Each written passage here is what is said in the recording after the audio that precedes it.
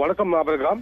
திருப்பத்தூர் மாவட்டம் நாற்றம்பள்ளி அடுத்த விளக்கலத்தம் பகுதி அருகே பைனப்பள்ளி கூட்டோடு பகுதியில் தேசிய நெடுஞ்சாலை அருகே ஒரு இண்டிகா கார் வந்து கொண்டிருந்த பொழுது திடீரென்று தீப்பற்றி எரிந்திருக்கிறது. இது குறித்து அறிந்த காவல்துறை, நாற்றம்பள்ளி காவல்துறை அங்கே சென்று அந்த கார் எரிந்து கொண்டதை கண்டு தீயணைப்பு துறையினருக்கு தகவல் தெரிவித்து தீயணைப்பு காவலர்கள் வந்து சுமார் அரை மணி நேரத்திலிருந்து 1 மணி நேரம் வரைக்கும் போராடி அந்த தீயை அணைத்து தகவலை சேகரித்திருக்கிறார். அப்போது நாற்றம்பள்ளி காவல்துறையினர் அந்த காருடைய உரிமையாளர் அபி நரசிம்மன் என்பவரை விசாரித்த போது இவர் சென்னையை சேர்ந்த நபர் என்பதும் இவர் தருமபுரி மாவட்டம் மேட்டூர் அருகே உள்ள ஒரு பகுதியில் அலுவலகம் வைத்துக் கொண்டு தேன் வியாபாரம் செய்து கொண்டிருப்பதாகவும் தகவல் தெரிவித்திருக்கிறார்.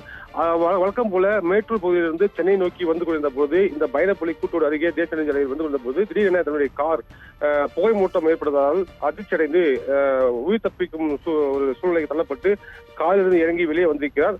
வெளியே வந்து ஒரு சில மணித்துளிகளில் திடீரென தீப்பற்றி தகதகோட இருந்து எழுந்திருக்கிறது. அதனைத் தொடர்ந்து அருகில் உள்ள நபர்களுடைய உதவியுடன் தீயணைப்பு துறையினருக்கும் காவல்துறைக்கும் தகவல் தெரிவித்துள்ளார். இது சம்பந்தமாக காவல்துறை விசாரித்ததில் தற்பொழுது இந்த நபர், அதாவது அபி நரசிம்மன் என்பவர் தேன் வியாபாரம் செய்வதற்கு காரணமாக வழக்கம் போல தருமபுரி மாவட்டத்திலிருந்து மேட்டூர் பகுதியிலிருந்து சென்னை நோக்கி வந்து கொண்டிருந்த அந்த சம்பவத்தின் போது அந்த காருக்குள்ளே இருந்த பொழுது காருக்குள்ளே